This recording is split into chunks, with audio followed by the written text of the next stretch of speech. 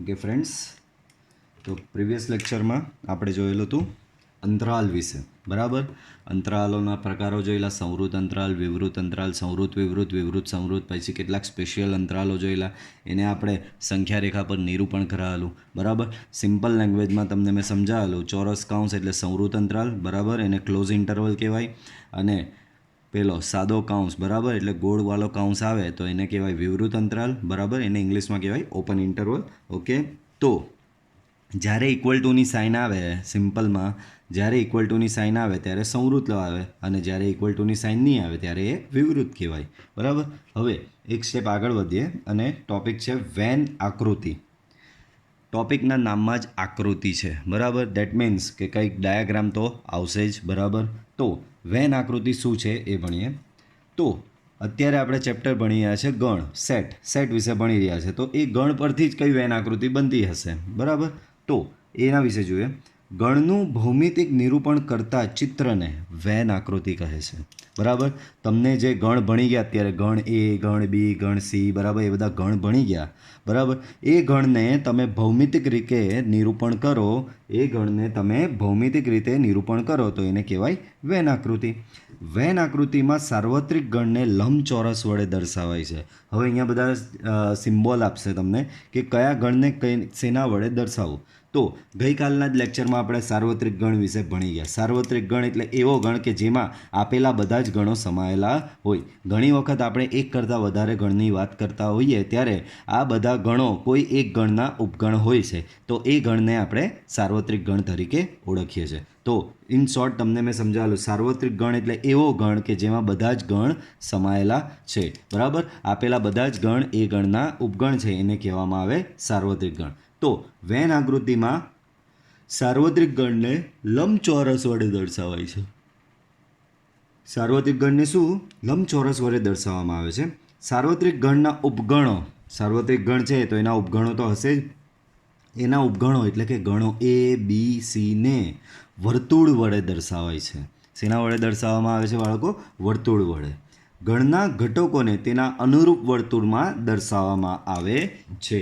તો બહુ simple logic છે વેન આકૃતિ વિશે કે તમને કોઈ ગણ આપેલા હોય, જેમ કે યુ બરાબર 1 2 3 4 5 6, અને ગણ એ બરાબર આપેલું છે 1 3 5, ગણ બી બરાબર આપેલું છે 2 4 6. તો અહીંયા ક્લિયર છે બાળકો, એ યુનો ઉપગણ છે અને બી પણ યુનો ઉપગણ છે જ. બરાબર, હવે આની મારે વેન આકૃતિ બનાવી છે તો બહુ સિમ્પલમાં બની જાય આની વેન આકૃતિ. તો આ રીતે સૌથી પહેલાં તો સાર્વત્રિક ગણ માટે એક લંબચોરસ બનાવવાનો. બરાબર, અહીંયા ઉપર આપી દેવાનું યુ. બરાબર, યુ એટલે સાર્વત્રિક ગણ. બરાબર, ત્યાર પછી અંદર બે ગણો દર્શાવવાના છે. બંને ગણ એના ઉપગણ છે. કોના? યુના ઉપગણ છે, એટલે કે બંને ગણ તમારે અંદર દર્શાવવા પડશે. તો પહેલો ગણ એ, તો ગણને દર્શાવવા માટે વર્તુળનો ઉપયોગ કરવામાં આવે છે. તો પહેલો ગણ એ. બીજો ગણ બી. બરાબર, તો આ થયું તમારો ગણ એ, આ થયો તમારો ગણ બી. બરાબર, તો આપણે સાર્વત્રિક ગણ યુને લંબચોરસ વડે દર્શાવ્યું, ગણને વર્તુળ વડે દર્શાવ્યું. બરાબર, ગણ એ દર્શાવ્યો, ગણ બી દર્શાવ્યો. બાળકો આ બંને વર્તુળને મેં છેદાવ્યા નથી. બરાબર, બંને વર્તુળ એકબીજાને છેદતા નથી. કેમ? કારણ કે બંને ગણમાં કોમન ઘટકો નથી. આમાં 1 3 5 છે, આમાં 2 4 6 છે, તો બંને ગણમાં કોઈ પણ ઘટક કોમન નથી. બરાબર, હવે ગણ દર્શાવી દીધા. હવે ગણના ઘટકો, તો ગણના ઘટકો યુઝ્યુઅલી આ રીતે દર્શાવવામાં આવે અંદર 1 3 5. બરાબર, અને આના ઘટકો છે અહીંયા ગણ બીના ઘટકો છે 2 4 એન્ડ 6. બરાબર, તો આ રીતે દર્શાવવામાં આવે છે. બીજું એક ઉદાહરણ લઈએ કે યુ બરાબર 1 2 3 4 5 6, વન મોર ટાઈમ, એન્ડ એ બરાબર આ ફેરી લઉં છું 1 3 4 5, એન્ડ બી બરાબર લઉં છું તમારું બી બરાબર આપણે લઈએ 2 4 6, આ રીતે લઈએ. બરાબર, ચાલો, તો આ ફેરી વેન આકૃતિ તમારી કેવી બનશે બાળકો? તો કે સૌથી પહેલાં તો સાર્વત્રિક ગણને લંબચોરસ વડે દર્શાવવામાં આવે છે. લંબચોરસની પર યુ લખી દેવું. આ બની ગયો તમારો સાર્વત્રિક ગણ. ત્યારબાદ બે ગણ બાળકો અહીંયા પાછું એ યુનો ઉપગણ છે, બી પણ યુનો ઉપગણ જ છે. એના તમામ ઘટકો યુમાં આવેલા છે, બીના બી તમામ ઘટકો યુમાં, અને હોય જ તો આને સાર્વત્રિક ગણ કહેવાય એ લોકોનો. બરાબર, સાર્વત્રિક ગણ આપેલો હશે એની સાથે જેટલાય ગણ આપેલા હશે એ બધા એના ઉપગણો હશે. ચાલો પહેલો ગણ દર્શાવીએ એ. તો બાળકો આ ગણ એ થયો. બરાબર, બીજો ગણ બી દર્શાવ્યો. હવે આ ફેરી ધ્યાન રાખો, ગણ એ અને ગણ બીમાં એક કોમન ઘટક છે. કયો? તો કે 4. બરાબર, તો બંને ગણને આ રીતે છેદાવવા પડે, એટલે કે બંને વર્તુળોને આ રીતે છેદાવવા પડે. બરાબર, તો આ તમારો થઈ ગયો બી, આ તમારો થઈ ગયો એ. ઓકે, ચાલો હવે છેદાવ્યા કેમ? તો બંનેમાં કોમન ઘટક છે, તો જે કોમન ઘટક હોય તે અહીંયા બધા કોમન રિજિયન, જે છેદતો રિજિયન છે ત્યાં લખવાનો. ચાલો બી ગણમાં 4 સિવાયના બીજા કયા બે બાકી રહ્યા? 2 અને 6. સેમ વે એ ગણમાં 4 સિવાય, 4 તો અહીંયા વચ્ચે કોમનમાં આવી ગયો, એ સિવાયના કયા બાકી રહ્યા? 1, 3 અને 5. તો 1, 3 અને 5. બરાબર, તો આ રીતે ગણની વેન આકૃતિ બનાવવામાં આવે છે. આગળ જતાં દરેકે દરેક બહુ બધી વેન આકૃતિ આવશે, ત્યારે પાછી આપણે સ્ટડી કરીશું. આ તમને વેન આકૃતિનો મેં બેઝિક આઈડિયા આપ્યો. બરાબર, તમારા આપેલા ગણનું જે ભૌમિતિક નિરૂપણ તમે કરો છો એ ભૌમિતિક નિરૂપણને તમે વેન આકૃતિ તરીકે ઓળખવામાં આવે છે. આ રહ્યા તમારા તો ગણ હતા. બરાબર, આ ગણનું તમે ભૌમિતિક નિરૂપણ કર્યું તો આને કહેવામાં આવે છે વેન આકૃતિ. ચાલો આગળ વધીએ. તો વેન આકૃતિ ભણી ગયા. હવે યોગ ગણ, ઇંગ્લિશમાં એને કહેવામાં આવે યુનિયન. બરાબર, તો ચાલો યોગ ગણ વિશે ભણીએ. ધારો કે યુ તમારો સાર્વત્રિક ગણ છે. યુ શું છે બાળકો? સાર્વત્રિક ગણ છે. બરાબર, અને પી ઓફ યુ, તો ગઈકાલે આપણે ભણી ગયા ભાઈ ઘાત ગણ વિશે. ઘાત ગણ શું કહેવાય? તો કે કોઈ પણ ગણ એ છે એના તમામ ઉપગણો લેવું, કોઈ પણ ગણ એના તમામ ઉપગણોનો ગણ બનાવ અને એ ગણ એનો ઘાત ગણ તરીકે ઓળખવામાં આવે છે પી ઓફ એ. સિમ્પલ લેંગ્વેજમાં બધાને સમજ પડી ગઈ. કોઈ પણ ગણ એ આપેલો છે,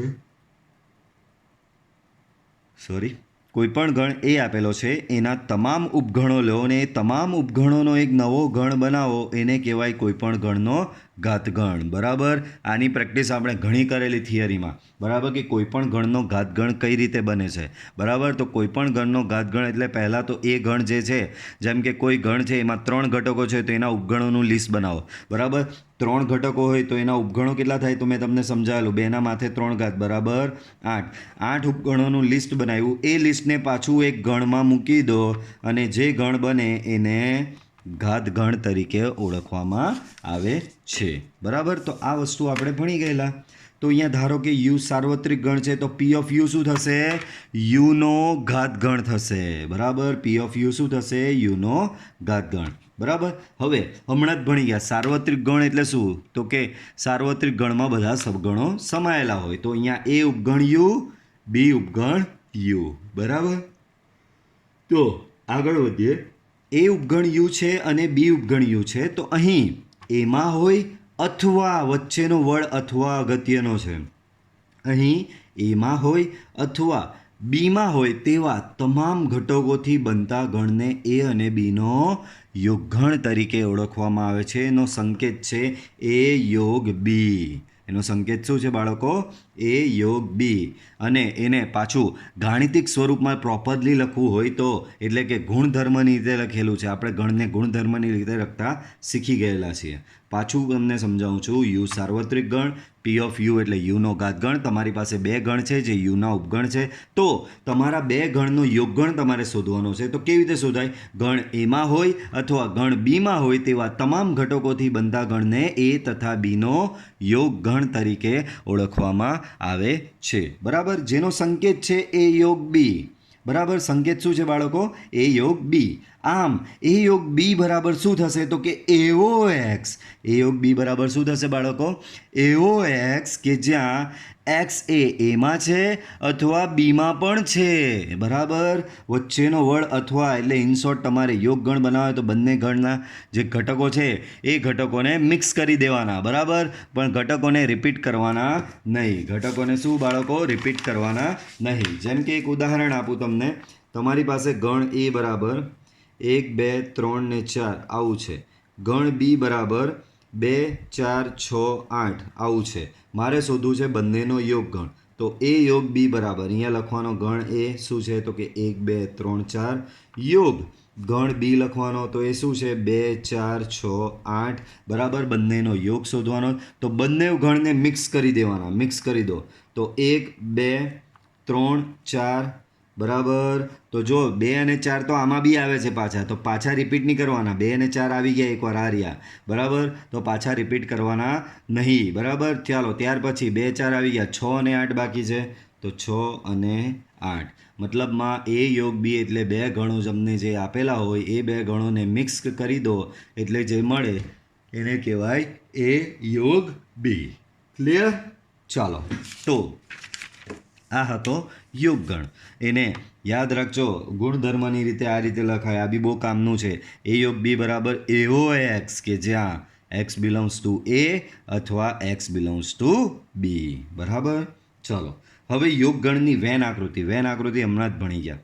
તો 3 જુદા જુદા કેસ માટે મેં એ યોગ બીની વેન આકૃતિ બનાવેલી છે. શું? 3 જુદા જુદા કેસ માટે મેં એ યોગ બીની વેન આકૃતિ બનાવેલી. તો સૌથી પહેલાં કેસ 1ની વાત કરીએ. કેસ 1માં શું વાત કરી છે કે ભાઈ ધારો કે એ બીનો ઉપગણ છે. ઉપગણ આપણે પ્રીવિયસ લેક્ચરમાં ભણી ગયા, બરાબર. ઉપગણ એટલે શું? તો ગણ એના ઘટકો, ગણ એના તમામ ઘટકો જો ગણ બીના બી ઘટકો હોય તો ગણ એને ગણ બીનો ઉપગણ તરીકે ઓળખવામાં આવે છે. જો ગણ એના તમામ ઘટકો ગણ બીના બી ઘટકો હોય તો ગણ એને ગણ બીનો ઉપગણ તરીકે ઓળખવામાં આવે છે. તો આપણે યોગ ગણની એટલે કે એ યોગ બીની વેન આકૃતિ બનાવવાની છે. પણ એ યોગ બીની વેન આકૃતિમાં સ્પેશિયલ કેસ શું આપેલો છે કે ભાઈ એ બીનો ઉપગણ છે. તો સૌથી બહાર જો અમે સાર્વત્રિક ગણ યુ બનાવ્યો, બરાબર.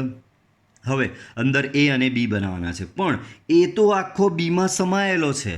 તો તમારે એનું આખું વર્તુળ બીમાં બનાવવું પડશે. તો જો આ બહાર મેં બી બનાવ્યો, અંદર મેં એ બનાવ્યો, તો એનું આખું વર્તુળ બીમાં સમાયેલું છે. તો આ કહેવાય તમારો આખો. પછી આ એનો રિજિયન અને બીનો રિજિયન આખો મેં શેડ કરેલો છે. તો જે આ આખો રિજિયન મળ્યો એને તમારો કહેવાય એ યોગ બી. પણ અહીંયા મેં કંઈક લખેલું છે કે અહીં એ યોગ બી બરાબર બી જ થશે. કેમ? એટલે ભાઈ એ તો આખો બીમાં સમાયેલો જ છે, તો બંનેને ભેગા કરશો તો એ તો બીની અંદર જ છે. તો ઓવરઓલ બેને ભેગા કરવાથી તમને બી જ મળશે. જેમ કે એક ઉદાહરણ લઈ લઉં, બરાબર. સિમ્પલ લેંગ્વેજમાં એકદમ સમજીએ કે એ બરાબર તમારી પાસે 1 2 3 4 છે અને બી બરાબર તમારી પાસે 1 2 3 4 5 6 છે, બરાબર. તો બાળકો તમે જોઈ શકો છો ગણ એના તમામ ઘટકો ગણ બીમાં આવેલા જ છે. એનો મતલબ અહીં શું છે બાળકો? એ ઉપગણ બી છે. અહીં એ ઉપગણ બી છે, બરાબર. હવે તમારે બંનેનો યોગ શોધવાનો છે. તો એ યોગ બી બરાબર 1 2 3 4 યોગ 1 2 3 4 5 6. ચાલો આ બંનેનો યોગ શોધીએ. તો આ બંનેનો યોગ એટલે બંનેને ભેગા કરીએ. તો 1 2 3 4 આમાં આવી ગયા 1 2 3 4. એ સિવાયના કયા બચ્યા? 5 6. તો બંનેને ભેગા કરીને લખ્યું તો શું મળ્યું મને? 1 2 3 4 5 6. પણ એવું નહીં લાગતું બાળકો, એવું નહીં લાગતું કે આ તો આખો બી જ ગણ મળ્યો તમને, બરાબર. આ શું મળ્યું બાળકો? આખો બી ગણ મળ્યો. તો જોયું, જ્યારે એ ઉપગણ બી હોય ત્યારે તમને શું મળે છે? એ યોગ બી બરાબર બી. આમ તમારું અહીંયા શું ફલિત થયું? જ્યારે આમ એ ઉપગણ બી તો એ યોગ બી બરાબર બી. આ જ પ્રમાણે ઊંધું હોય, બી ઉપગણ એ હોય તો શું થશે ખબર? જો બી ઉપગણ એ તો એ યોગ બી બરાબર એ થશે, બરાબર. તો આ વસ્તુ યાદ રાખજો. જો એ ઉપગણ બી તો એ યોગ બી બરાબર બી અને બી ઉપગણ એ તો એ યોગ બી બરાબર એ થશે. ચાલો આગળ વધીએ. તો જ્યારે એ ઉપગણ બી તો ત્યારે એની વેન આકૃતિ આવી બનશે. એ આખો બીમાં સમાયેલો તો આકૃતિમાં બી એનું વર્તુળ આખું બીની અંદર જ મૂકી દેવાનું. કેસ 2, એ અને બીના અમુક ઘટકો જ સમાન હોય. તો આ સિચ્યુએશનને આગળ સમજાવી એવી તો જુઓ અહીંયા એ છે, આ રહ્યો, આ બી છે, તો એના અમુક ઘટકો આ જુઓ દેખાઈ રહ્યો, આ એક ઘટક સમાન છે. તો ત્યારે જો મેં વેન આકૃતિ કેવી બનાવેલી, બંને વર્તુળને થોડા છેદવવા પડે, બરાબર. બંને વર્તુળ આ રીતે એકબીજામાં છેદતા, એમાં એક કોમન રિજિયન તમને આ રીતે જોવા મળશે, બરાબર. તો જ્યારે બે ગણ આપેલા હોય ને એની યોગ ગણની વેન આકૃતિ બનાવવાની હોય અને બંને ગણમાં અમુક ઘટકો કોમન હોય, તો ત્યારે બંને ગણમાં અમુક ઘટકો કોમન હોય ત્યારે તે ગણના વર્તુળ આ રીતે તમારે છેદવવા પડે, બરાબર. તે ગણના વર્તુળને શું કરવું પડે, આ રીતે છેદવવા પડશે. ઓકે, તો આ તમારી આની વેન આકૃતિ આ પ્રમાણે થશે. તો જો આ રહ્યું કેસ 2, એ અને બીના અમુક ઘટકો જ સમાન હોય, બરાબર. એટલે મતલબ ગણ એ અને ગણ બીના અમુક ઘટકો કોમન છે. તો આ જે છેદેલો કોમન ભાગ છે ત્યાં કોમન ઘટકો દર્શાવવાના. એ સિવાયના બીના જે બચેલા તે આ બાજુ આવે ને એના જે બચેલા તે આ બાજુ આવે. તો આ બીજા કેસમાં એ યોગ બીની વેન આકૃતિ આવી થશે. ત્રીજો કેસ તો કે એ અને બી અલગ ગણ હોય. એ અને બી કેવા હોય બાળકો, અલગ ગણ હોય. તો અલગ ગણ કોને કહેવાય, તો કે એવા ગણ કે જેના એક પણ ઘટક સમાન ન હોય, એક પણ ઘટક સમાન ન હોય. જેમ કે આ મેં વેન આકૃતિ તમને સમજાવેલ કે એ બરાબર 1 3 5 છે, બી બરાબર 2 4 6 છે. તો એ અને બીમાં જો એક પણ ઘટક સમાન નથી, એ અને બીમાં શું બાળકો, તમારો એક પણ ઘટક એ અને બીમાં સમાન આવતો નથી. એના ઘટક જે છે અને બીના જે ઘટક છે બંનેના ઘટકો પરસ્પર અલગ પડી આવે છે, બરાબર. એ અને બીના એક પણ ઘટકો સમાન નથી. અહીં એ અને બીના એક પણ ઘટકો સમાન નથી. તો ત્યારે એ યોગ બીની વેન આકૃતિ આવી દોરવી પડશે. એ અને બીના ઘટકો સમાન નથી તો એ આ બાજુ છૂટો, બી બી આ બાજુ છૂટો, આ રહ્યો. અને બંનેમાં શેડિંગ કરી દીધું. શેડિંગ કેમ કર્યું, એ યોગ બી એટલે આને બી લેવાનું, આને બી લેવાનું બાળકો. જેમ કે અહીંયા મારે એ યોગ બી શોધવું હોય આગળનું, તો અહીંયા એ યોગ બી શું થશે બાળકો, તો અહીંયા મારે એ યોગ બી એટલે કે ભાઈ 1 3 5 યોગ 2 4 6 બંનેનો યોગ, બંનેને મર્જ કરી દો તો 1 3 5 2 4 6, બરાબર. તો યોગમાં તો આ ભાગ બી આવી ગયો અને આનો બી ભાગ આવી ગયો. એનો મતલબ યોગને તમે આ રીતે દર્શાવવો પડે. તો 3 કેસ ખબર પડી ગઈ યોગગણની વેન આકૃતિના. જ્યારે એ ઉપગણ બી હોય તો આવી વેન આકૃતિ બનશે. આખા ગણ એને બીમાં આ રીતે સમાવી દેવાનો. ત્યારે તમારો થશે એ યોગ બી બરાબર બી. આનું મેં બીજું બી સમજાવ્યું. જ્યારે બી ઉપગણ એ હોય ત્યારે બી ઉપગણ એ હોય ત્યારે શું થશે, એ યોગ બી બરાબર એ થશે, બરાબર. એ અને બીના અમુક ઘટકો સમાન હોય ત્યારે આવી છેદતી વેન આકૃતિ આવશે. અને એ અને બી ટોટલી અલગ હોય, એક પણ ઘટક સમાન ન હોય ત્યારે એની વેન આકૃતિ આવી કંઈક થશે, બરાબર. ચાલો, યોગગણના અમુક પરિણામો છે અગત્યના, એ ખાસ યાદ રાખજો. A belongs to PU, B belongs to PU. તો આ પીયુ શું છે, તો કે પીયુ એટલે કે યુનો ઘાતગણ છે, બરાબર. તો એ યુના ઘાતગણમાં આવેલો છે, બી પણ યુના ઘાતગણમાં આવેલો છે. તો એ યોગ બી પણ યુના ઘાતગણમાં આવેલો જ હશે. એ યુના ઘાતગણમાં હોય, બી યુના ઘાતગણમાં હોય તો એ યોગ બી પણ તમારો યુના ઘાતગણમાં કન્ફર્મ આવેલો જ હશે. પછી બીજો પોઈન્ટ જો, બહુ જ સરસ. એ ઉપગણ એ યોગ બી, બી ઉપગણ એ યોગ બી, બરાબર. તો અહીંયા જુઓ, આપણે હમણાં જ ઉદાહરણ ભણ્યા, આ રહ્યું, બરાબર. તો આ અહીંયા મેં એ યોગ બી શોધ્યો છે, બરાબર. તો આ મારો એ યોગ બી અહીંયા આવેલો છે બાળકો, બરાબર. ચાલો, તો આ મારો એ યોગ બી છે. તો ચેક કરો, શું ગણ એ યોગ બીમાં આખો આવી ગયો છે. ગણ એ છે તમારો 1 2 3 4. તો એ યોગ બીમાં ચેક કરો, 1 2 3 4 આવી ગયા, તો કે હા આવી ગયા છે. તો ગણ એના તમામ ઘટક એ યોગ બીમાં આવેલા છે, એનો મતલબ એ ઉપગણ એ યોગ બી થશે. સેમ એ જ રીતે ગણ બીના બધા ઘટક, ગણ બીના બધા ઘટક જુઓ તો ગણ બીના બધા ઘટક 2 4 6 8 આમાં આવી ગયા છે. તો કે હા આ રહ્યા, જો એ યોગ બીમાં 2 4 6 8 એટલે કે ગણ બીના પણ બધા ઘટક એ યોગ બીમાં આવી જ ગયા છે. ગણ બીના પણ બધા જ ઘટક એ યોગ બીમાં આવી ગયા છે. એનો મતલબ બી ઉપગણ એ યોગ બી થશે જ, બરાબર. બી ઉપગણ એ યોગ બી થશે. ક્લિયર? ચાલો, તો એ પોઈન્ટ તમારો ક્લિયર થઈ ગયો કે કોઈ પણ ગણ બે ગણ લીધા એ અને બી, એ બેનો યોગ ગણ કરો તો એ બી એ યોગ બીનો ઉપગણ થશે, બી પણ એ યોગ બીનો ઉપગણ થશે. પછી એકદમ સિમ્પલ વસ્તુ, અલા ભાઈ ગણ એનો એની સાથે જ યોગ લેવું તો તમને એ જ મળશે. હવે આ કંઈક કરવા જેવી વસ્તુ હતી નહીં, પણ કંઈ નહીં, યાદ રાખો કે એ યોગ એ બરાબર એ.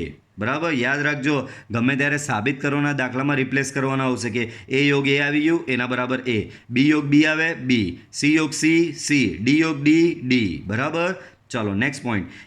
એ બીનો ઉપગણ હોય, સી એ ડીનો ઉપગણ હોય, એ સબસેટ બી, સી સબસેટ ડી, તો એ યોગ સી, જો બરાબર બંનેના આ બાજુના લીધા, એ યોગ સી આ રહ્યો, એ બંનેના આ બાજુ એટલે કે બી યોગ ડી આ રહ્યો, બી યોગ ડી. તો બંનેના આ બાજુનો યોગ લેવું એટલે કે ઉપગણની આ બાજુના એટલે કે એ અને સીનો યોગ એ ઉપગણની પેલી બાજુ એટલે કે બી અને ડીના યોગનો ઉપગણ હોય છે. જો એ બીનો ઉપગણ સી ડીનો ઉપગણ તો એ યોગ સી એ બી યોગ ડીનો ઉપગણ થશે. ક્લિયર આટલું? ચાલો નેક્સ્ટ જોઈએ. હજી જ યોગગણના જ ગુણધર્મો ચાલી રહ્યા છે બાળકો. હજી પણ તમારે શું ચાલી રહ્યું છે? યોગગણના જ ગુણધર્મો અહીં ચાલી રહ્યા છે. ચાલો તો સમજીએ આગળ હજી યોગગણના ગુણધર્મો. ચાલો તો પાંચમો ગુણધર્મ, જો એક્સ એ યોગ બીમાં ન હોય, એક્સ એટલે કે કોઈ ઘટક, બરાબર મેં તમને કીધેલું ગણ દર્શાવવા માટે કેપિટલ એબીસીડી વપરાય અને ગણના ઘટકો દર્શાવવા માટે સ્મોલ એબીસીડી વપરાય, અને સ્મોલ એબીસીડીમાંથી મેં એક્સ વાપરો છે. બરાબર, તો જો એક્સ એ યોગ બીમાં ન હોય તો એક્સ એમાં પણ ન હોય અને એક્સ બીમાં પણ ન હોય. સિમ્પલ વસ્તુ છે. એ યોગ બીમાં કોઈ ઘટક નહીં આવતો હોય, દેટ મીન્સ એ એમાં બી નથી અને બીમાં બી નથી. કેમ? એ યોગ બી પોતે જ આ બંનેને મિક્સ કરવાથી બને છે. એ યોગ બી શું છે? આ બે ગણોને મિક્સ કરવાથી બને છે અને એ યોગ બીમાં કોઈ ઘટક નથી, એનો મતલબ એ ઘટક એમાં બી નથી અને બીમાં બી નથી. તો કોઈ ઘટક એ યોગ બીમાં ન હોય તો તે ઘટક ગણ એમાં પણ ન હોય અને ગણ બીમાં પણ ન હોય. ત્યાર પછી ક્રમનો નિયમ છે. બરાબર, તો જુઓ ક્રમનો નિયમ શું કહે છે કે એ યોગ બી બરાબર થશે બી યોગ એ. એ યોગ બી બરાબર શું થશે? બી યોગ એ. આને કહેવાય ક્રમનો નિયમ. નેક્સ્ટ જૂથનો નિયમ. તો જૂથના નિયમમાં જુઓ શું છે? એ યોગ બી યોગ સી બરાબર એ યોગ બી યોગ સી. બરાબર, એટલે કે કોઈ પણ સિક્વન્સમાં તમે કરો જવાબ સેમ જ આવશે. જો આમાં શું કર્યું કે પહેલાં બી અને સીનું ગ્રુપ બનાવીને એનો યોગ શોધ્યો, ત્યારબાદ જે જવાબ આવ્યો એનો એ સાથે યોગ કર્યો, અને આમાં શું કર્યું પહેલાં એ યોગ બીનો એ અને બીનો યોગ કર્યો અને જે આવ્યું એનો સી સાથે યોગ કર્યો. બરાબર, તો બંને જવાબ તમારા સેમ જ આવશે. ઓકે, દેન એ યોગ ફાઈ, ગણ એ અને ફાઈનો યોગ કરો કે ફાઈ અને એનો યોગ કરો, જવાબ ઓલવેઝ એ જ આવશે.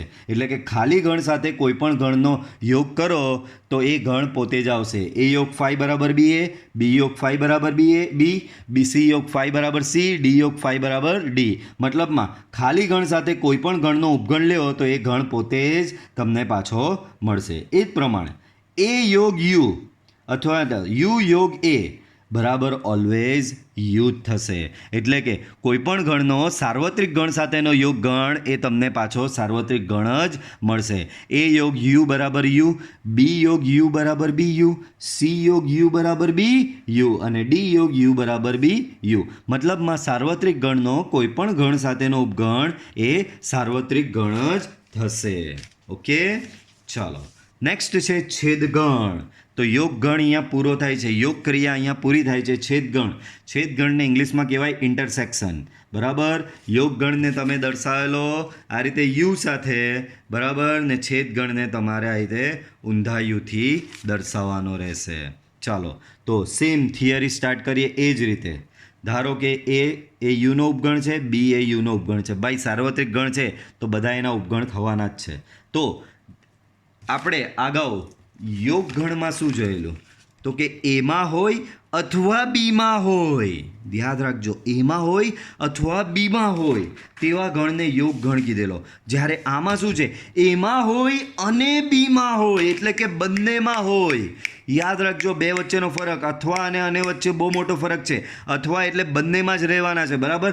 એમાં બી હોય તેને બી લઈ શકાય, બીમાં હોય તેને બી લઈ શકાય. જ્યારે આ શું કહે કે એમાં હોય અને બીમાં બી હોય, એટલે કે બંનેમાં હોય તેમાં ઘટકોથી બનતા ગણને એ તથા બીનો છેદ ગણ તરીકે ઓળખવામાં આવે છે. સંકેત લખાય આ રીતે, એ ઊંધો યુ એને બોલાય છેદ, આ બી. તો એને ગુણધર્મની રીતે તો સેમ જે રીતે અહીંયા યોગ ગણમાં તમે ગુણધર્મની રીતે લખેલું એ યોગ બી બરાબર એઓ એક્સ, કે જ્યાં એક્સ બિલોંગ્સ ટુ એ અથવા એક્સ બિલોંગ્સ ટુ બી. એ જ પ્રમાણે અહીંયા ગુણધર્મની રીતે આને લખવું હોય તો એ છેદ બી બરાબર એઓ એક્સ, જ્યાં એક્સ બિલોંગ્સ ટુ એ અને એક્સ બિલોંગ્સ ટુ બી. તો આને શું કહેવામાં આવે છે બાળકો? છેદ ગણ. બરાબર. ચાલો, અરે પાછું એવું જ લખાઈ ગયું ભાઈ, અહીંયા યોગ નહીં, છેદગણની વેન આકૃતિ.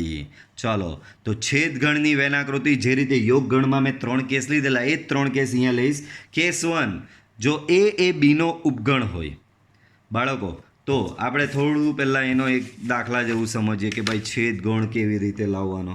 તો જેમ આગળ ભણેલા એ જ 2 3 4 5 6 આ તમારો ગણ છે. એ બરાબર તમને આપેલું છે 1 2 4 6 અને બી બરાબર તમને આપેલું છે 1 3 4 5.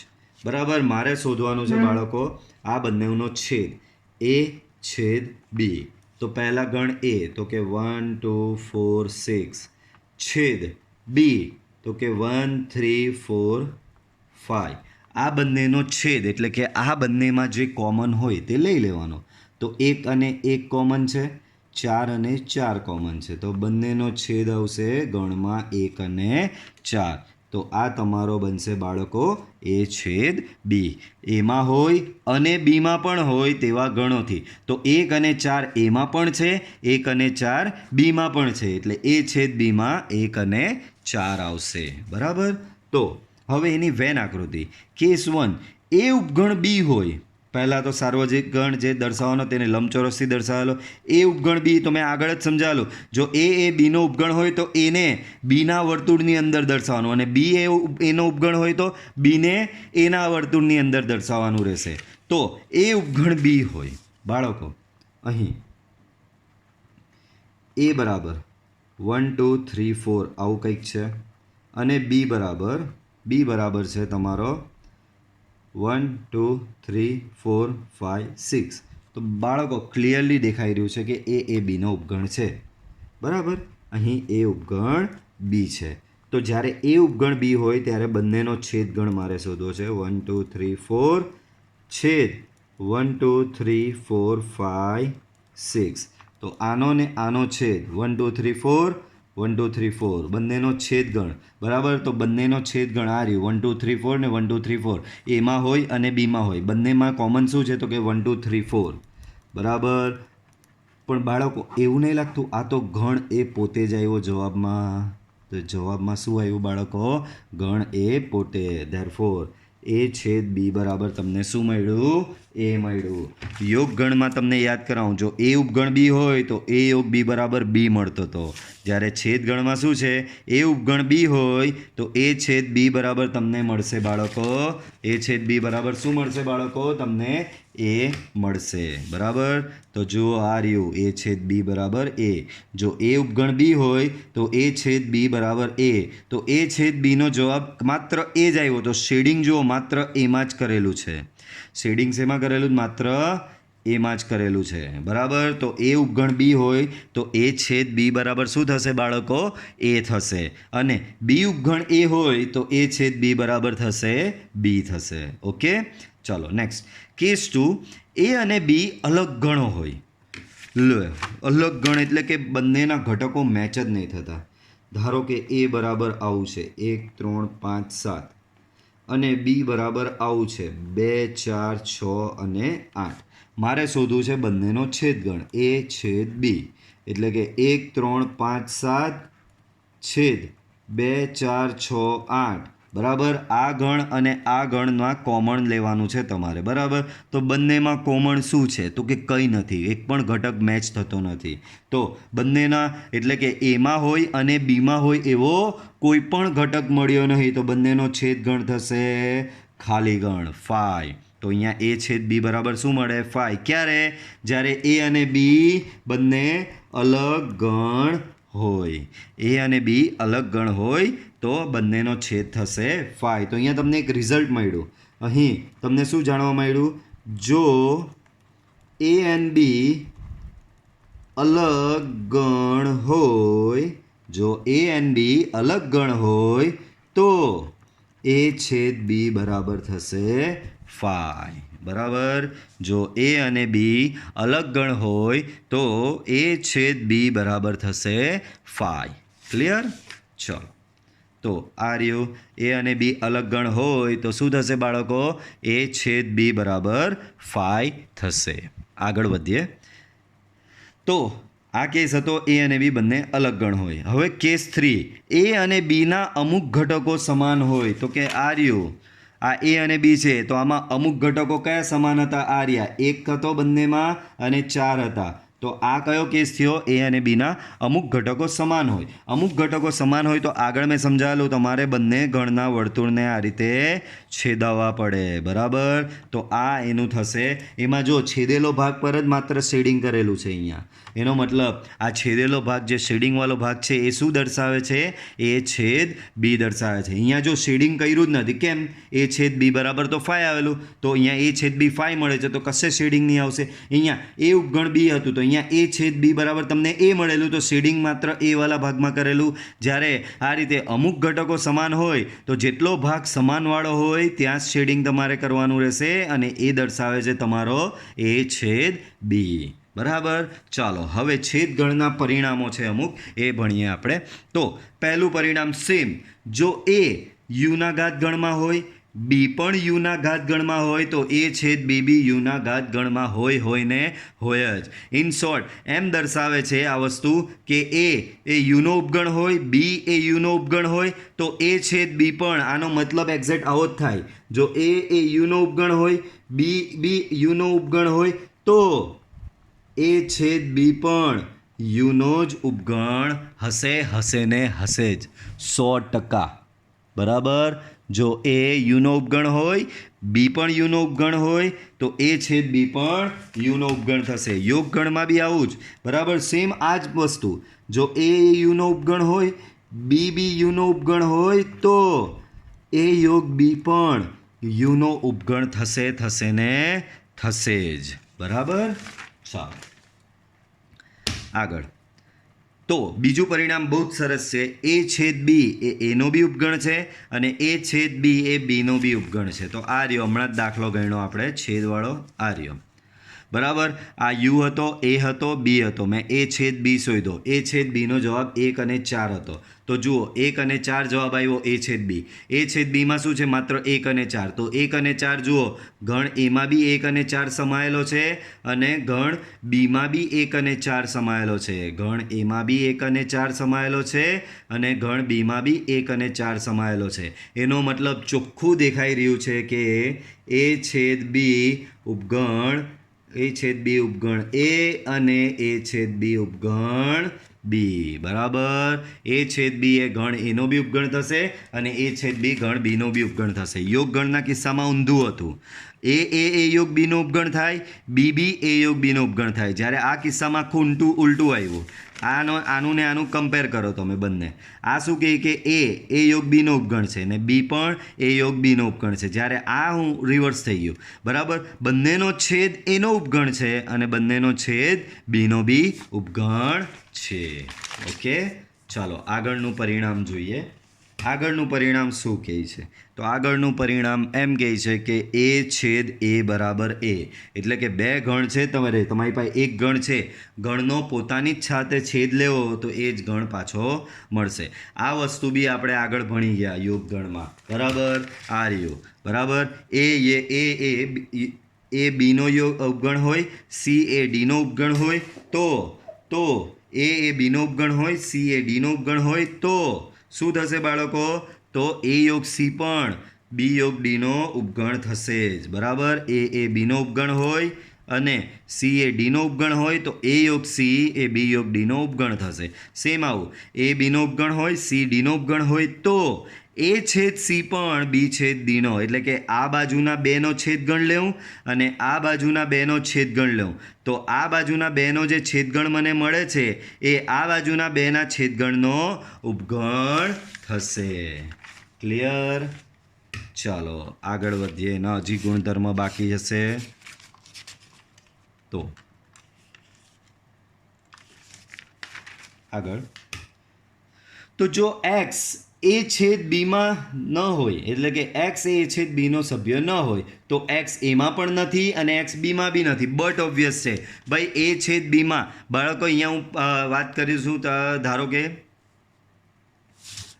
કોઈ ઘટક છે તે એ છેદ બીમાં નથી તો એ ઘટક એમાં પણ ન હોય અથવા બીમાં પણ ન હોય, એટલે કે બેમાંથી એકમાં નહીં હોય તો જ આમાં નહીં આવ્યો હોય. કારણ કે એ છેદ બી શું છે, એ અને બીનું કોમન છે. તો કોઈ ઘટક એ છેદ બીમાં ન હોય તો એ ક્યાં તો એમાં નથી અથવા બીમાં નથી. એ ઘટક શું છે બાળકો? ક્યાં તો એમાં નથી ક્યાં તો બીમાં નથી. યોગમાં જુઓ, ધ્યાન રાખો, અલગ હતું. એક્સ ડઝ નોટ બિલોંગ્સ, કોઈ ઘટક એ યોગ બીમાં ન હોય તો અહીંયા જો, અહીંયા વચ્ચે તમારું અથવા છે, અહીંયા વચ્ચે તમારું અને છે. યાદ રાખજો. આ શું કહે કે કોઈ ઘટક એ યોગ બીમાં ન હોય તો એ એમાં બી નથી જ કન્ફર્મ અને બીમાં બી કન્ફર્મ નથી જ. બરાબર. અને આ બી શું કહે તમને? કોઈ ઘટક એ છેદ બીમાં નથી તો એ એમાં નથી અથવા બીમાં, એટલે કે બેમાંથી કોઈ એકમાં નથી એટલે જ એ છેદ બીમાં ન આવ્યો. ત્યાર પછી ક્રમનો નિયમ. ભાઈ તમે એ છેદ બી લ્યો કે બી છેદ એ લ્યો, બંને સરખું જ થશે. પછી જૂથનો નિયમ છે. જૂથનો નિયમ બી શું કહે જુઓ, તો કે એ છેદ બી છેદ સી લ્યો કે એ છેદ બી છેદ સી લ્યો. શું? એ છેદ બી છેદ સી લ્યો કે એ છેદ બી છેદ સી લ્યો, બંને સમાન જ આવશે. દેન નેક્સ્ટ પોઈન્ટ જુઓ. તમે કોઈ બી ગણનો, એટલે કે એ છેદ યુ લેવો, યુ છેદ એ લ્યો તો જવાબ તમને એ મળશે. એટલે કે કોઈ બી ગણનો સાર્વત્રિક ગણ સાથેનો છેદગણ એ ગણ પોતે જ આવશે. એટલે કે એ છેદ યુ બરાબર બી એ. બરાબર, પાછું સાંભળો. એ છેદ યુ બરાબર બી એ, બી છેદ યુ બરાબર બી બી, સી છેદ યુ બરાબર બી સી, ડી છેદ યુ બરાબર બી ડી થશે. બરાબર. સેમ એ જ પ્રમાણે કોઈ બી ગણનો ફાઈ સાથેનો છેદ લ્યો, એટલે કે ફાઈ છેદ એ લ્યો તો જવાબ તમારો ફાઈ જ આવશે. એટલે કે કોઈ બી ગણનો ખાલી ગણ સાથેનો છેદગણ લ્યો. અલા ભાઈ, છેદગણ એટલે શું? બે ગણ વચ્ચે જે કોમન હોય તે. હવે કોઈ એક ગણ એ છે, એનું ખાલી ગણ જેમાં કોઈ જ ઘટક નથી, તો એનું ખાલી ગણ સાથેનું કોમન શું થાય? તો કે ખાલી જ આવે. અલા આ ગણ જ ખાલી છે તો બેમાં કોમન શું આવવાનું? ખાલી જ આવવાનું. તો એ છેદ ફાઈ લ્યો કે ફાઈ છેદ એ લ્યો, જવાબ આવશે તમારો ફાઈ. નેક્સ્ટ વિભાજનના નિયમો લઈએ. તો વિભાજનના નિયમોમાં જુઓ, આ શું કહેવાય? બહાર જો છેદ છે અને અંદર યોગ છે તો યાદ રાખો આ વિભાજનનો નિયમ બને છે કેવી રીતે. તો વિભાજનનો નિયમ હું અહીંયા બનાવીને બતાવું છું તો તમને વધારે મજા આવશે. એ છેદ બી યોગ સી છે તો આના બરાબર શું થાય? તો આ બારનો એ છેદ, આ બારનો એ છેદ પહેલાં અંદરના બીને લાગે તો બારનો એ છેદ બીને લાગે તો શું થાય? એ છેદ બી થાય. સેમ બારનો એ છેદ પછી સીને લાગે તો બારનો એ છેદ સીને લાગે, આ એ છેદ સીને લાગે તો શું થાય? એ છેદ સી થશે. બરાબર. પણ સર વચ્ચે શું લખવાનું? તો બચ્ચો કોણ? આ યોગ લખવાનો બાકી છે ને, તો વચ્ચે આવશે યોગ. તો આને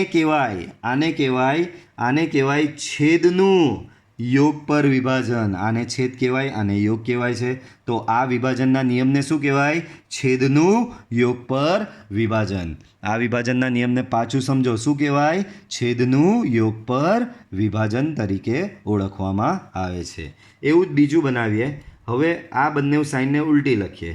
એ યોગ બી છેદ સી, તો કે આના બરાબર શું થાય? તો સેમ એવું, બહારનો એ યોગ પહેલાં બીને લાગે તો બારનો એ યોગ બીને લાગે તો શું થશે? એ યોગ બી થશે. એ જ પ્રમાણે બહારનો એ યોગ સીને લાગે તો બહારનો એ યોગ સીને લાગે તો શું થશે? એ યોગ સી થશે. વચ્ચે જે બચ્યો, કોણ બચ્યો? છેદ બચ્યો, એ આવશે બંનેની વચ્ચે. તો આને શું કહેવામાં આવે? યોગનું છેદ પર યોગનું છેદ પર વિભાજન. આને કહેવાય છેદનું યોગ પર વિભાજન. બરાબર, આને કહેવાય છેદનું યોગ પર વિભાજન, આને કહેવાય યોગનું છેદ પર વિભાજન. પછી એક ટોપિક છે, બહુ જ સરસ ટોપિક, અલગ ગણ. તો કે ભાઈ અલગ ગણ કોને કહેવાય? તો કોઈ પણ બે ગણ એ અને બી માટે જો બંનેનો છેદ ગણ લેવો અને બંનેનો છેદ ગણ 5 આવે તો ગણ એ અને બીને અલગ ગણ કહેવામાં આવે છે. ભાઈ બે ગણનો છેદ ગણ 5 ક્યારે આવે? તો જ્યારે એ બે ગણમાં કંઈ બી ઘટક કોમન ન હોય ત્યારે એ બંનેનો છેદ ગણ શું આવે? 5. તો કોઈ પણ ગણ એ અને બી માટે બેનો છેદ ગણ 5 હોય તો તેને અલગ કહેવાય. બેનો છેદ ગણ 5 ક્યારે હોય છે?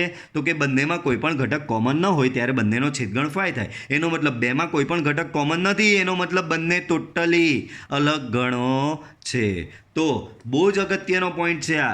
જ્યારે કોઈ પણ બે ગણ અલગ ગણો ક્યારે કહેવાય? તો કે બંનેનો છેદગણ 5 તો એ બે ગણોને અલગ ગણ તરીકે ઓળખવામાં આવે છે. શું કહેવાય બાળકો? કોઈ પણ બે ગણનો છેદગણ જો 5 થાય તો એ ગણને અલગ ગણ તરીકે ઓળખવામાં આવે છે.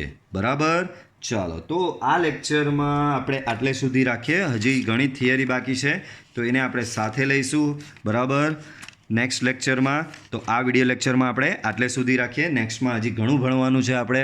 બરાબર, તો વિડીયો પસંદ આવ્યો હોય તો વિડીયો લાઈક કરો, ચેનલ સબસ્ક્રાઈબ કરો અને બેલ આઇકોનને ઓન કરો કે જેથી વિડીયોની ડેઇલી અપડેટ જેવો મારો વિડીયો અપલોડ થાય એની નોટિફિકેશન તરત જ તમને મળી જશે. Okay, till then bye bye, C you in next lecture.